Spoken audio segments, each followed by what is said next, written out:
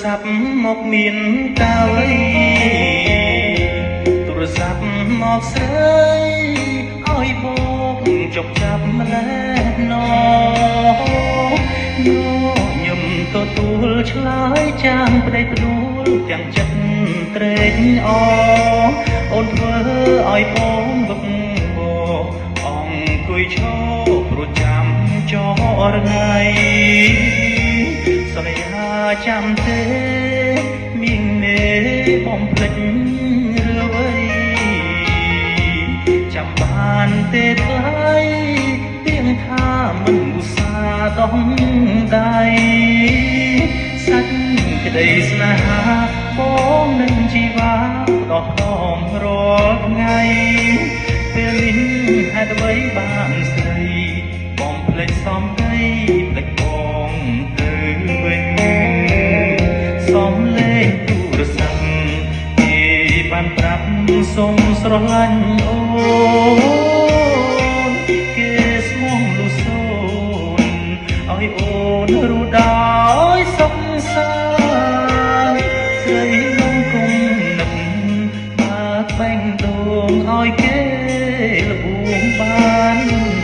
បងចិត្តបងប្រានឲ្យបងឈឺជុកសារីរីតើអ្នកណាទៅឲ្យស្រីទន់ចិត្តដល់មើលមនុស្សប្រុសម្នាក់នឹងសំខាន់ក្នុងបែបដួងស្រីបានជាបាញ់ឈឺឲ្យបងឈឺក្នុងដួងហារតីឈប់សិនដាក់ទូរស័ព្ទដៃឲ្យបងនិយាយនៅពាក្យថា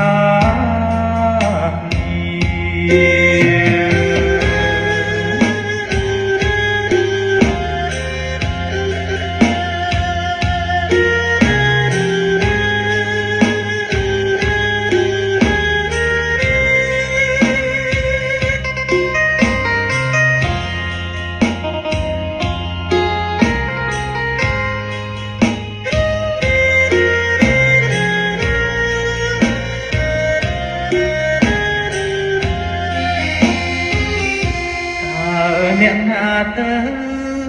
ឲ្យស្រីទន់ចិត្តដល់ម្លឹងមនុស្សប្រុសម្នាក់នឹង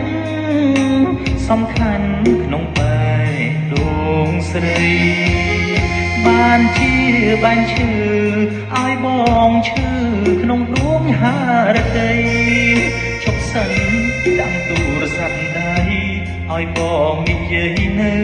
ពាក្យថា